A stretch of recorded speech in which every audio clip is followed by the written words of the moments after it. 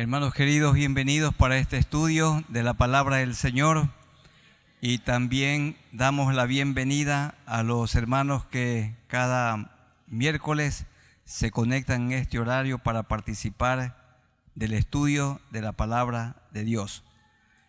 Vamos a comenzar hoy con el libro de Números. Hemos estudiado ya el libro de Génesis, el libro de los comienzos, el comienzo de la familia.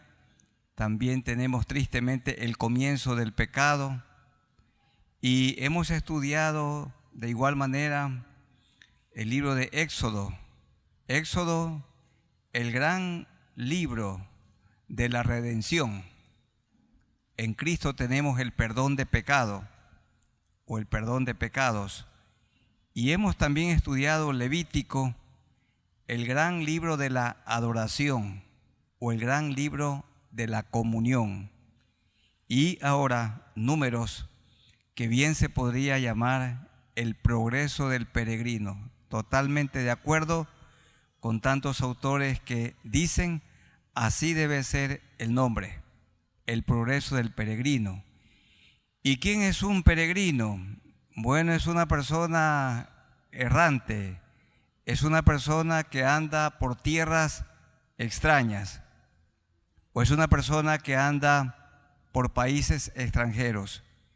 Y nosotros somos peregrinos en esta tierra, y en el peregrinaje de Israel, ellos tuvieron momentos de gran alegría, también gran tristeza. Pasaron por lugares donde había comida, también agua, y lugares de mucho peligro. Hubo un lugar donde las serpientes los mordieron y muchísimos murieron.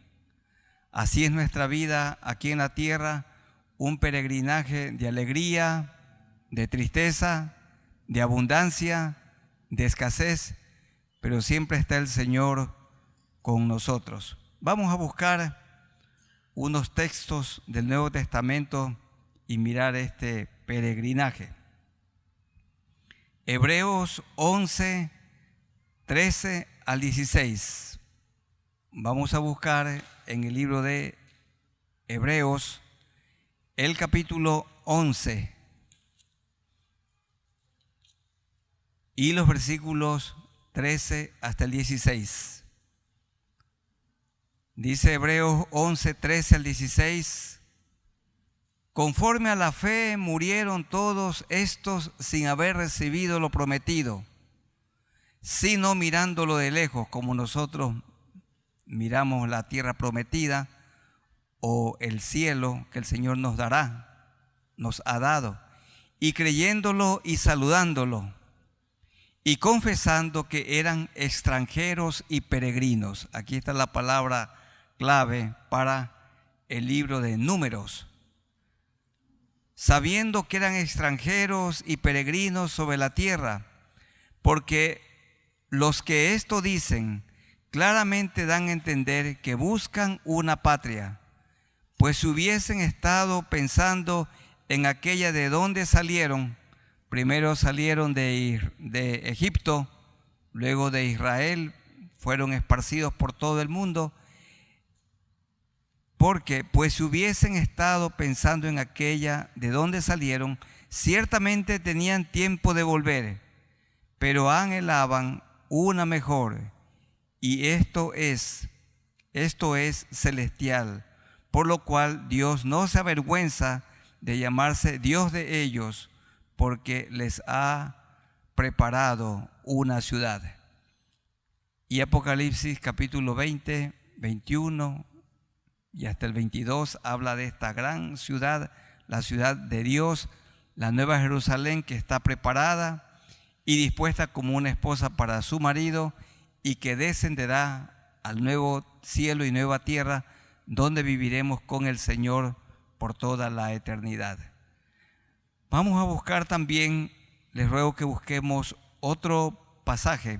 Ahora Primera de Pedro, el capítulo 2, versículos 11 y 12. Primera de Pedro, capítulo 2, versículos 11 y 12. Amados, yo os ruego como a extranjeros y peregrinos,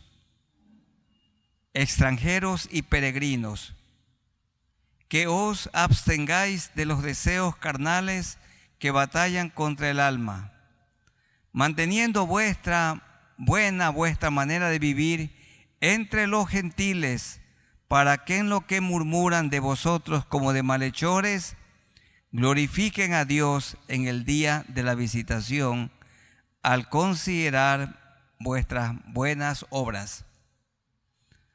Aquí el Señor nos insta a vivir de manera irreprensible, y una persona irreprensible no es aquella a quien no se acusa.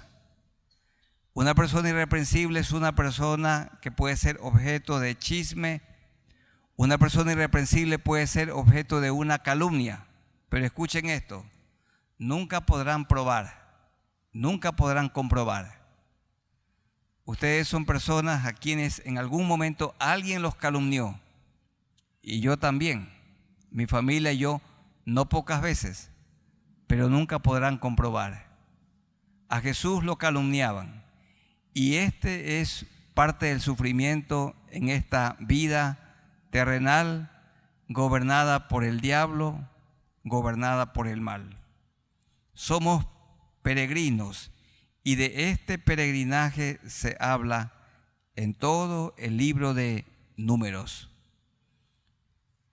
Bien, Números, entonces, el tema es el progreso del peregrino.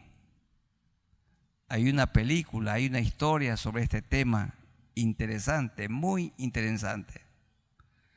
Y vamos a hablar en el capítulo 1 de la preparación de Israel para el peregrinaje. Preparación de Israel para el peregrinaje. Abramos nuestras Biblias en Números, el capítulo 1, y lo vamos a estudiar este capítulo en 4 partes que las quiero anunciar. La primera, el peregrinaje de Israel desde el desierto de Sinaí, en los versículos 1 al 3. Segundo, el peregrinaje a la tierra prometida debía ser con orden. Este peregrinaje debería ser ordenado. Y esto lo tenemos en los versos 4 hasta el 19. En tercer lugar, el peregrinaje de las tribus de Israel debía ser contado. Debía ser contado. Y esa contabilidad la encontramos en los versículos 20 hasta el 46. Porque la Biblia dice, hágase todo con decencia y con orden. Y en cuarto lugar, el peregrinaje de los levitas que iban con las 11 tribus de Israel fue con dedicación exclusiva y ellos no fueron contados. Ya veremos en el texto por qué no, y esta verdad la tenemos en los versículos 47 hasta el 54. Veamos el primer punto, los versículos 1 al 3. El peregrinaje desde el desierto de Sinaí. Vamos a procurar comprender esto. Dice el verso 1. Habló Jehová a Moisés en el desierto de Sinaí. Allí el pueblo estuvo un buen tiempo. En el tabernáculo de reunión, Dios hablaba con Moisés desde el tabernáculo. Recuerdan, ya estudiamos en Éxodo, desde el lugar santísimo, desde el propiciatorio. Allí se encontraba Dios con Moisés y Moisés con Dios.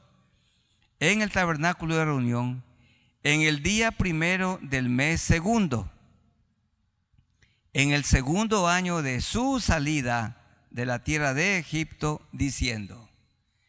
Hermanos, el libro de Éxodo involucra un año y Levítico involucra un mes. Todo lo que sucedió en el libro de Éxodo, que lo hemos llamado el gran libro de la redención, Eso fue durante un año. Y Levítico, conocido como el gran libro de la adoración o de la comunión, un mes. ¿Y saben qué?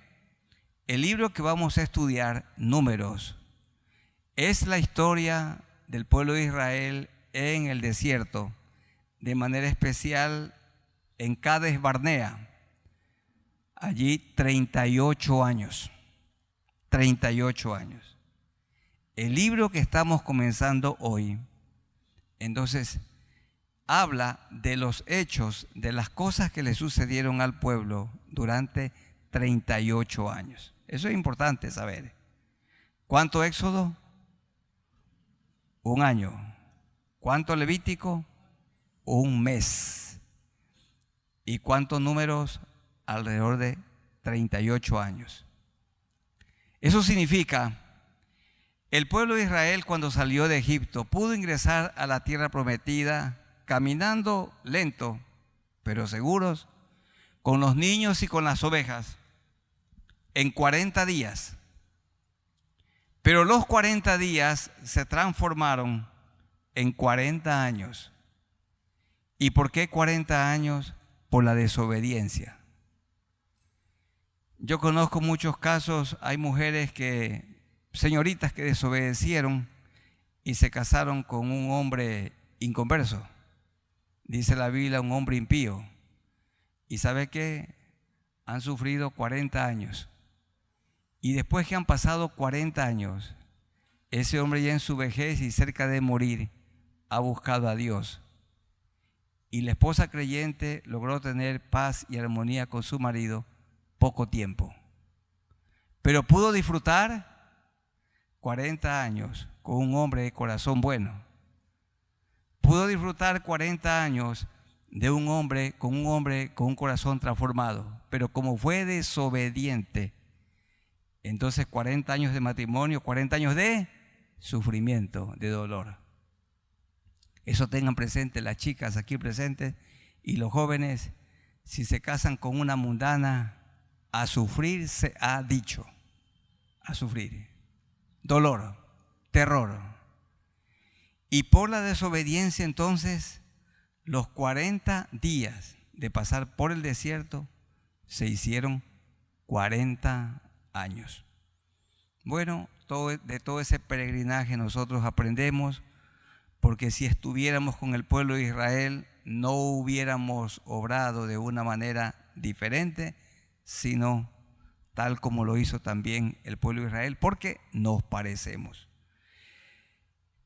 Dice en el segundo año entonces de su salida a la tierra de Egipto, diciendo, Dios dijo, verso 2, tomad el censo de toda la congregación de los hijos de Israel por sus familias, cuéntalos, por las casas de sus padres. Hermanos queridos, noten ustedes la importancia que Dios le da a la familia. Cuenten a las familias. Y le llaman ahí, cuenten a los jefes. El Nuevo Testamento habla de cuenten a las cabezas. Dios, desde la creación, comenzando con Adán, lo puso como cabeza. Lo puso para guiar. Lo puso para liderar con amor. Y Dios también ha puesto en el hogar a un hombre para liderar, para guiar. No es el que manda, no es el que domina, es el que conduce, guía con amor. Y Dios también pone frente a una iglesia local a un hombre para que la guíe, para que la conduzca. Siempre una cabeza, un hombre. Frente al hogar, un hombre. Y así, en toda su creación. Eso se ve a lo largo de toda la Biblia. Y la mujer, bendita sea, fue hecha como la perfecta ayuda idónea para el hombre en todo, comenzando con el hogar. Tomad censo de toda la congregación de los hijos de Israel por sus familias, por las casas de sus padres, con la cuenta de los nombres, todos los varones, ¿cómo dice? Por sus cabezas, los varones. de 20 años arriba, todos los que pueden salir a la guerra en Israel, los contaréis tú y a Aarón por sus ejércitos. Cuéntalos. ¿Por qué? Porque el pueblo tenía que entrar a la tierra prometida organizados, porque tenían que pelear. La tierra tenían que conquistarla, porque ninguna cosa que es buena se la consigue con facilidad. Por eso también le dice al hombre que el que haya esposa, haya el bien. Y ahí el verbo hallar implica búsqueda. No es una muchacha que se le ofrece al hombre, eso hay por todas partes, sino una a quien él busca. Dice, el que haya esposa, haya el bien. El que busca. Vemos a Isaac buscando y le encontró a Rebeca. Y los jóvenes tienen que buscar, por supuesto, en el lugar correcto. La iglesia del Señor, un hogar cristiano, no en un antro de corrupción, no en una discoteca. Allí no va a encontrar una ayuda idónea, ni tampoco va a encontrar a un hombre de corazón bueno, sino en el lugar correcto. De 20 años arriba, entonces, tenían que ser contados para el peregrinaje. En segundo lugar, el peregrinaje a la tierra prometida, que pudo ser en 40 días y que se tardó 40 años por la rebelión, por la desobediencia de Israel.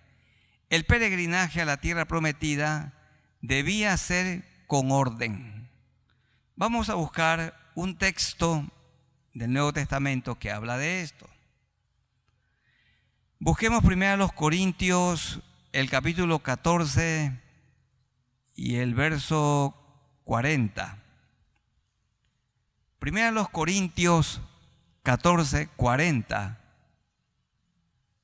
Pero hágase todo decentemente y con orden. Hágase todo con orden. Miren, si nosotros dijéramos, el domingo vengan todos al culto, ¿y qué falta decir? Para que haya orden. ¿A qué hora? ¿A qué hora? Eso es con orden. Usted invita, hace una fiesta porque alguien se ha graduado o es el cumpleaños, todo eso está bien. Una reunión de gratitud a Dios. Entonces, generalmente se escribe una cartita, una tarjetita. Y ahí debe constar el orden.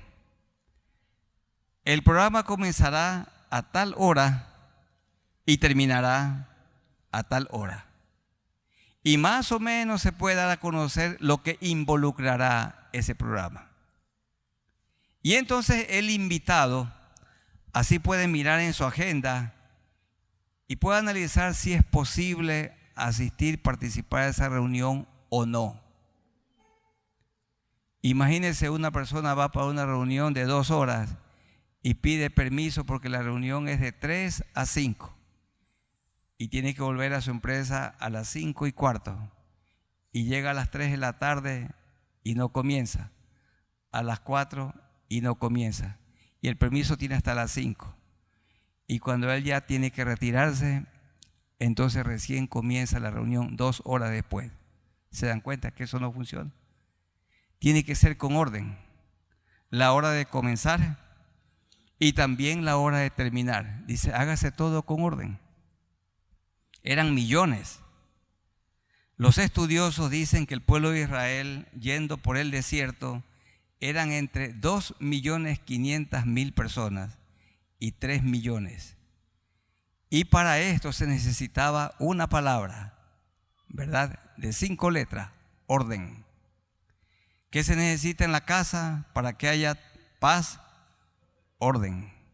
Orden es que cada uno cumpla con su rol. Qué bonito sería si, como las familias antiguas, comer en orden, desayunar a la misma hora, almorzar a la misma hora y cenar a la misma hora. Hoy eso no es posible. Cada uno tiene su horario porque ya no hay orden. orden. Y nosotros notamos aquí en los versículos 4 al 19 esta palabrita, orden. Vean el 4. Y estará con vosotros un varón de cada tribu, cada uno jefe de la casa de sus padres. Estos son los nombres de los varones que estarán con vosotros. De la tribu de Rubén, aquí se nombra a los 12 hombres, las cabezas. Elisur. Hermanos, Elisur significa: mi Dios es una roca. Porque los hebreos le ponían nombre a sus hijos pensando en un personaje. No le ponían nombres por poner. Como hemos dicho, hay hermanos, hay personas que le ponen a su hijo un bonito nombre bíblico, pero ese hijo o esa hija no se parece en nada al personaje bíblico. Pensaron equivocadamente que si le ponían el nombre bíblico ya habían logrado bastante. Y algunos se los pusieron hasta en orden, como están en la Biblia. Pero para nada. Nunca le dieron sus padres a esos hijos una instrucción básica de la palabra de Dios. ¿Quién era ese hombre con ese nombre bíblico? ¿Quién fue esa mujer con ese nombre bíblico? Y el hijo, el descendiente de Rubén, el hijo mayor de Jacob, Elisur, significa: mi Dios es una roca. El de Simeón, en el verso 6, vean en su Biblia, Selumiel, mi paz es Dios. En el 7, de Judá, Naasón, mi pueblo es noble. De Isaacar, Natanael.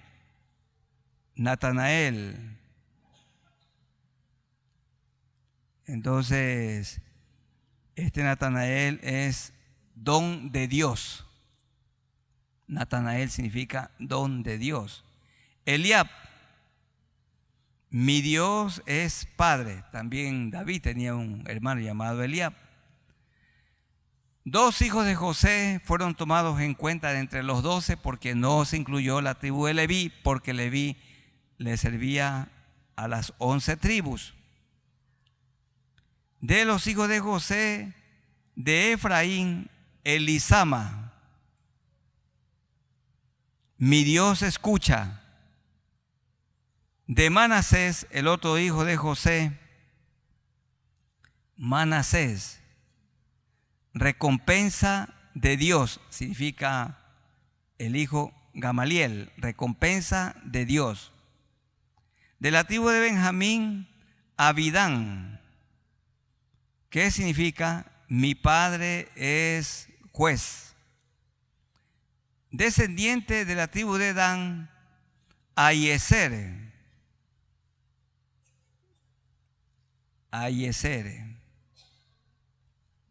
Dios es bueno. De Aser, encontrado por Dios, es Aser. De Gad, Eliasaf.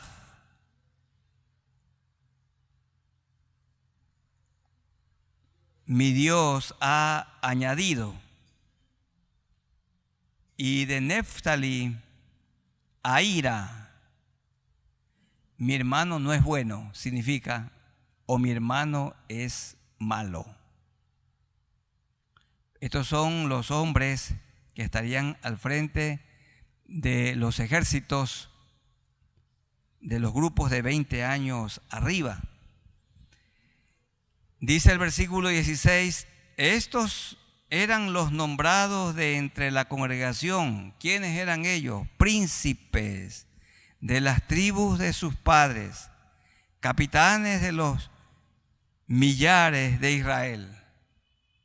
Noten, hermanas y hermanos, frente a cada tribu, un hombre. Frente a cada hogar, un hombre. Frente a una iglesia, un hombre. Recuerdo cuando nuestra hija era pequeña, Keila Michelle recitó una recitación muy bonita que por ahí anda todavía. Se necesita un hombre.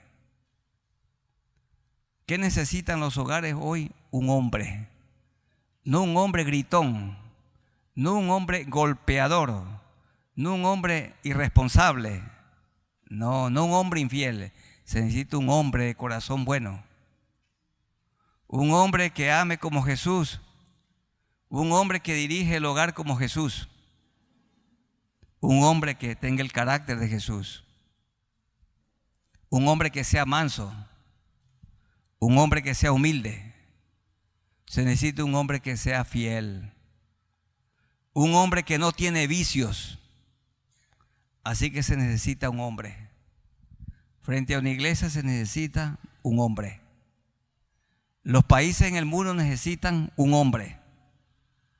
Y por todos lados se necesita un hombre. Hoy hay tanta necesidad de hombres. Y bueno, las madres y los padres son los que tienen la oportunidad de formar a esos hombres. Hombres de verdad. Dice el verso 16, estos eran los nombrados de entre la congregación, príncipes de la tribus de sus padres, capitanes de los millares de Israel. Tomaron pues Moisés y Aarón a estos varones, a estos hombres, que tenían esos nombres con gran significado, que fueron designados por sus nombres, y reunieron a toda la congregación en el día primero del mes segundo, y fueron agrupados por familias, según las casas de sus padres, conforme a la cuenta de los nombres por cabeza de 20 años arriba. Como Jehová lo había mandado a Moisés, los contó en el desierto de Sinaí. Porque tenían que ir a la tierra prometida, ya dijimos, de manera ordenada.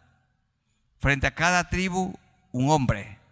Frente a cada familia, un hombre. Se necesita un hombre.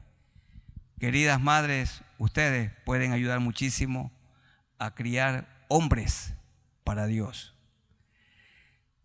¿Saben qué sucede hoy? Por ejemplo, en un aula de clases quieren nombrar a un representante, tienden a nombrar a una mujer y no nombran a un hombre. Y conocí el caso de un curso en el que la chica decía, una chica que es parte de la iglesia decía, yo no debo estar frente a este curso, se necesita un hombre. Y ninguno de los hombres quería asumir el rol pequeño, pero no sin importancia, importante, de dirigente de curso, representante de curso. Cuando yo era estudiante del colegio se nombraba un representante de curso. Y en esa aula estaban nombrando un representante de curso. Y aún los hombres mayores eligieron a una chica, porque ellos no querían tener ese rol en algo tan pequeño. Queridos hombres, el hombre también ha huido a su rol. Y aquí nosotros vemos que Dios ponía al frente hombres. Él escogió a ¿cuántas tribus eran? 12. ¿Y quiénes estaban al frente a cada tribu? Hombres. Y cuando Él escogió aquí en la tierra a 12, ¿a quiénes escogió? ¿Cuántas mujeres habían entre los 12? ¿Ah? Ninguna. Él escogió hombres. Porque se necesitan hombres. Y la iglesia tiene que levantar a los hombres. Tiene que catapultar a los hombres. Tiene que animar a los hombres. Bueno, hay tantos casos de que la esposa es la extraordinaria maestra, pero él no enseña. O él no predica, ella es la que predica, ella es la que administra, ella es la que habla. Se necesitan hombres. Jovencitas que pronto se casarán, tengan muchos hijos. Y de los varones que Dios los dio, fórmenlos como hombres. Se necesitan hombres. Pero ¿quiénes tienen que influir? El papá y la mamá, formando hombres para Dios, hombres. hay una crisis de hombres, no hay duda. En tercer lugar, el peregrinaje de las tribus debía ser contado. Y de esta cuenta se habla desde el verso 20 hasta el 46. Y vamos a repasar. Miren, bien contado. Dicen algunos que estas cuentas no eran cuentas reales y que eran cuentas ficticias, o también otros dicen que los copistas, porque en ese tiempo no había fotocopiadoras, sino que los copistas son los que hacían sus notas marginales, pero que esto no era real, porque no era posible a tanta gente. Hermanos queridos, la Biblia es la palabra de Dios, y los números de los que se habla allí en el capítulo 1, desde el verso 20, son reales, fueron reales. El pueblo de Israel que se encaminó a la tierra prometida y que debió transitar solamente 40 días y comenzar a tomarla, tardaron 40 años por su rebelión. Bueno, desde el 20, vean en su Biblia. De los hijos de Rubén, el primogénito de Israel, por su descendencia, dice el 21, de los contados de la tribu de Rubén fueron 46.500 hombres de 20 años arriba que podían pelear y que podían luchar por sus familias, por sus hijos, por sus vidas. ¿A quienes Dios ponía al frente del ejército? Hombre, nunca una mujer. Y Débora fue jueza, una excepción. Pero ella animó a un hombre. ¿Cómo se llamó ese hombre? Barak. Y Barak le dijo a la jueza, Débora, yo voy si tú vas conmigo. Está bien, le dijo ella, yo te voy a acompañar, porque ella era una mujer que tenía fe en Dios. Ella animó para que al frente del ejército se ponga un hombre. Y es lo que toda mujer debe hacer, animar a los hombres para que cumplan con su rol. Así que de la tribu de Rubén se escogieron 46.500 hombres. 22. De los hijos de Simeón, en el verso 23, fueron escogidos 59.300 hombres. Ahí ponga usted en su Biblia. Hombres, 59.000 hombres. De la tribu de Gad, versos 24 y 25, veamos el 25. Los contados de la tribu de Gad fueron 45.650, ¿qué? Hombres. El hombre. ¿Y quién sale en la noche a velar por su casa y por sus hijos? El hombre. Pero el cobarde, ¿qué le dice a la mujer? Anda tú. Mira, algo suena por ahí afuera, anda tú levántate. El niño está enfermo, anda tú, busca al médico, anda tú, consigue el remedio, anda tú. ¿Y el hombre? El hombre, hermanos queridos, el hombre tiene que estar preocupado por su esposa. Y si ella tiene un vehículo, el hombre tiene que mantenerlo para que el vehículo esté perfecto.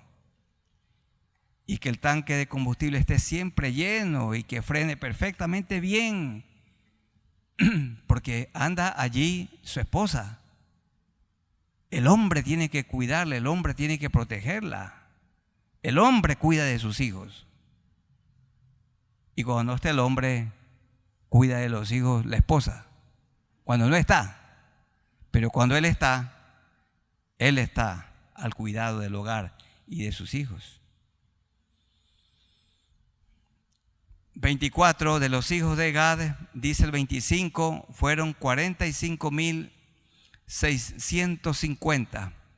En el 26 y 27 de los hijos de Judá, 27, fueron contados 74.600, ¿qué?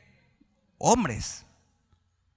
De la tribu de Isaacar, del 28 al 29, vean el 29, Los contados de la tribu de Isaacar fueron 54,400 hombres, varones.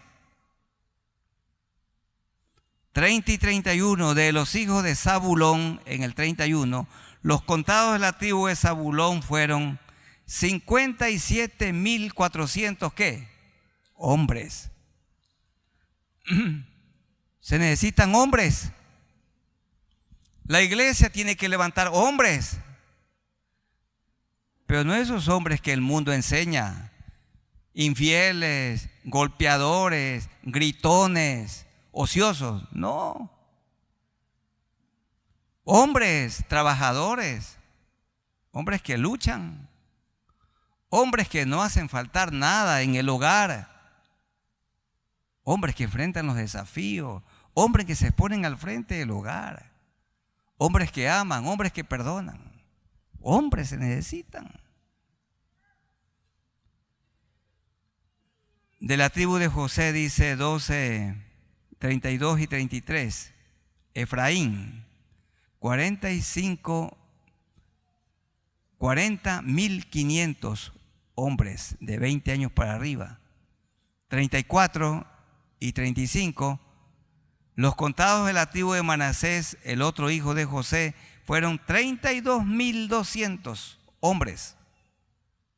De los de Benjamín, en el 37, fueron contados 35,400 hombres.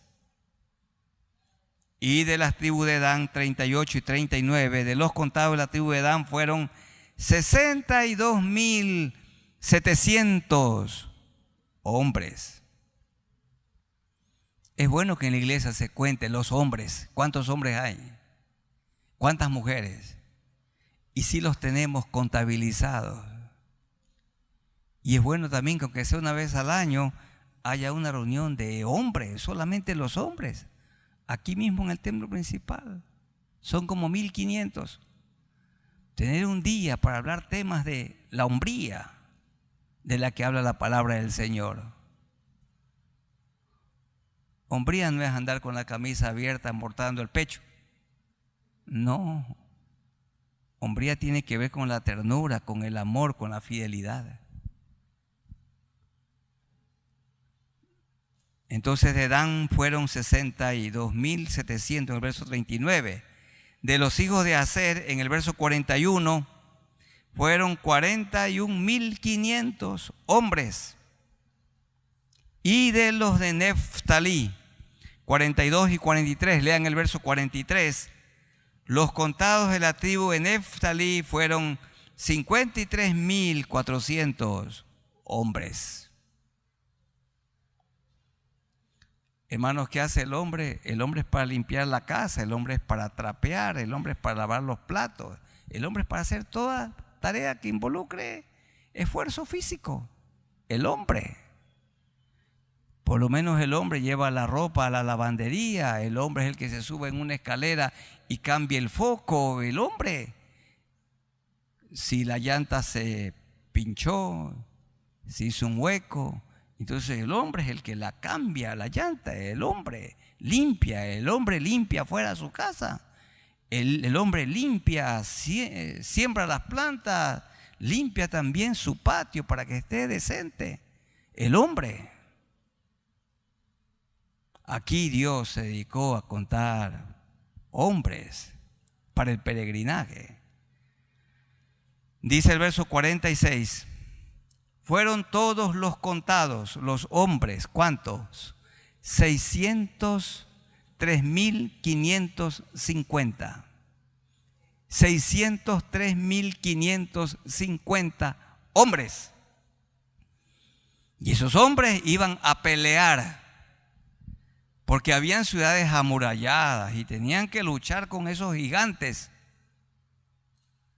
Y por esta razón Dios los apartó y los preparó para que como hombres enfrenten el desafío.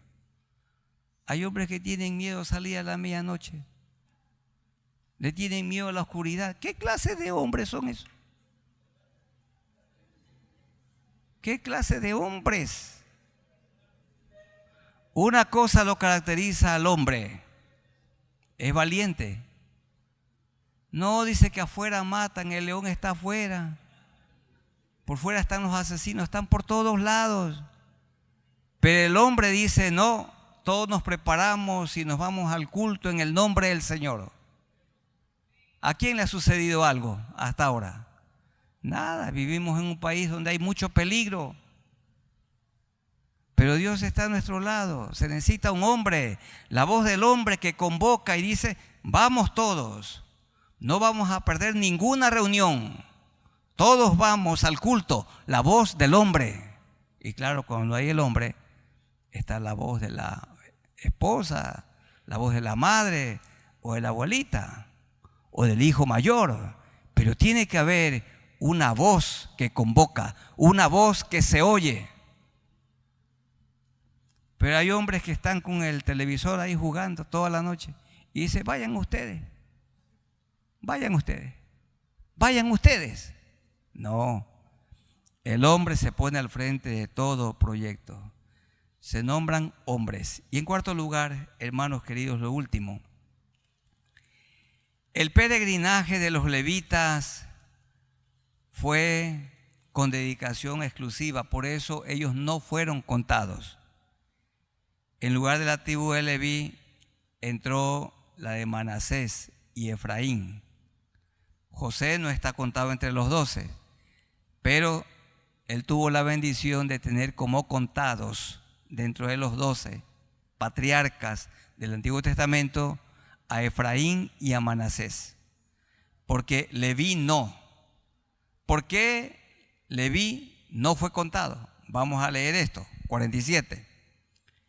Pero los levitas, verso 47, según la tribu de sus padres, no fueron contados entre ellos. ¿Por qué? Porque habló Jehová a Moisés diciendo, solamente no contarás la tribu de Leví, ni tomarás la cuenta de ellos entre los hijos de Israel, sino que pondrás a los levitas en el tabernáculo de reunión del testimonio, y sobre todos sus utensilios, y sobre todas las cosas que le pertenecen. Ellos llevarán el tabernáculo y todos sus enseres, y ellos servirán en él. Y acamparán alrededor del tabernáculo, y cuando el tabernáculo haya de trasladarse, los levitas lo desarmarán. Y cuando el tabernáculo haya de detenerse, los levitas lo armarán, y el extraño que se acerque morirá. Los levitas armaban el tabernáculo y lo desarmaban. Y esta es una gran tarea. Hermanos, aquí habla, no hay creyente de medio tiempo. Todo creyente es de tiempo completo. Todo creyente es un embajador de manera permanente. Pero hay personas en la congregación a quienes Dios llama a una labor exclusiva, como los levitas, por ejemplo el pastorado. Ninguno que milita se enreda en los negocios de la vida a fin de agradar a aquel que lo tomó por soldado. Hermanos queridos, y algunos jóvenes que seguramente tienen el don de pastor, el pastorado no permite hacer ninguna otra labor que no sea pastorear. Es bien difícil que se pueda alternar con alguna otra labor. Es muy difícil que un pastor pueda ejercer su profesión, porque el servicio o el trabajo del pastorado es un trabajo absorbente. Es a tiempo y fuera de tiempo. Para predicar, para enseñar, se necesitan largas horas de estudio. Y el pastor necesita tiempo para aconsejar, y tiempo para visitar, y tiempo para predicar, y tiempo para enseñar, para atender las consejerías, y está con los jóvenes, y está con las parejas, está con el cuerpo de diácono, con el cuerpo ministerial. Olvídense, imposible. Todo pastor dedicado son personas que duermen poco, se van a dormir más tarde que los demás, y siempre se levantan más temprano que los demás. Así que no hay tiempo para ninguna otra actividad que no sea el cuidado de la iglesia. Por esa razón, estas personas, los levitas, no formaban un ejército para pelear, porque ellos estaban dedicados al servicio del tabernáculo, armarlo y desarmarlo. Y tenían que llevar en sus hombros los muebles. ¿Qué muebles? El que estaba en el atrio, el altar de bronce, estaba luego el lavacro, los muebles de adentro, el altar de incienso. ¿Qué más? La mesa para los panes de la proposición, el candelabro del lugar santo. ¿Qué cosa? Ahí estaba el cofre, eso con la tapa, el propiciatorio, el arca del pacto. Y tenían que llevar las tablas, las bases, las columnas y las cortinas, las estacas, y movilizar todo eso. Eso pesaban toneladas. Y tenían que llevar al hombro, armar y desarmar, y el servicio continuo. No tenían tiempo para otra cosa que no sea la dedicación para servirle a Dios, porque ellos eran los que enseñaban al pueblo la palabra de Dios. Y un levita tenía que ser solamente un levita. No podía, no tenía tiempo para cultivar, para tener una hacienda o un carro fletero, que en ese tiempo no había. No podía ejercer su profesión. Era dedicación exclusiva. Y así también, hermanos, un misionero, dedicación exclusiva. Maestros, con dedicación exclusiva. Un pastor, dedicación exclusiva. Solo tiene tiempo para respirar y un poco para comer, dormir un poquito y no hay más tiempo. Es dedicación exclusiva. Un pastor dedicado no se gasta tanto por fuera, sino por dentro. Nada más de pronto cae muerto, porque el trabajo es agotador, pero por supuesto muy grato delante del Señor. Dice el verso 51, y cuando el tabernáculo haya de trasladarse, los levitas lo desarmarán, y cuando el tabernáculo haya de detenerse, los levitas lo armarán, y el extraño que se acercare morirá. Los hijos de Israel acamparán cada uno en su campamento, y cada uno junto a su bandera por sus ejércitos.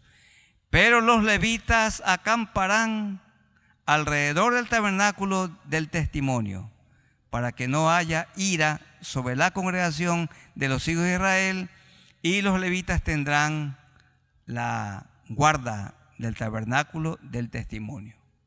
Dice el verso 54, que es la aplicación final. E hicieron hasta aquí los hijos de Israel conforme a todas las cosas que mandó Jehová a Moisés. Así lo hicieron. ¿De qué habla el libro de Números? Peregrinaje. El progreso del peregrino. Y hermanos, no se olviden que su vida es un peregrinaje. Un día nacieron, todos recordamos esa fecha. Hemos crecido, somos personas adultas, muchos aquí, y llega el momento de morir. El fin de nuestro peregrinaje aquí en la tierra es la muerte.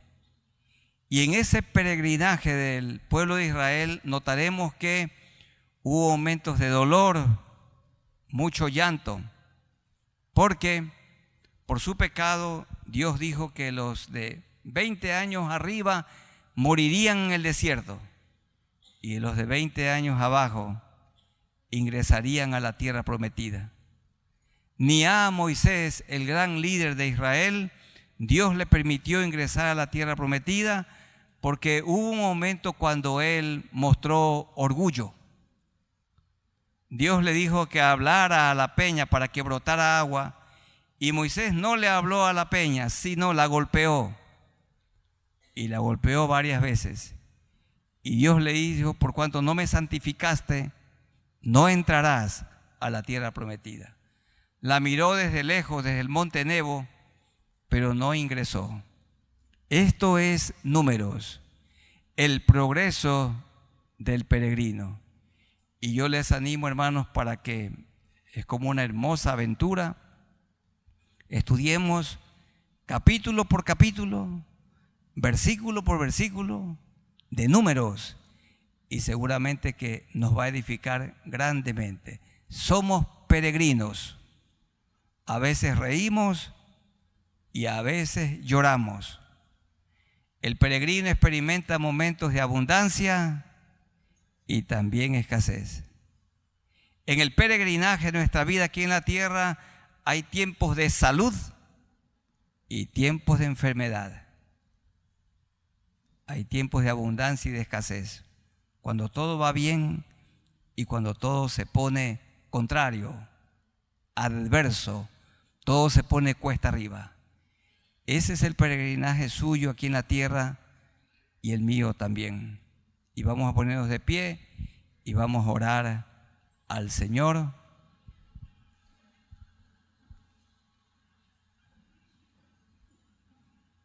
Hermanos y amigos, oremos al Señor.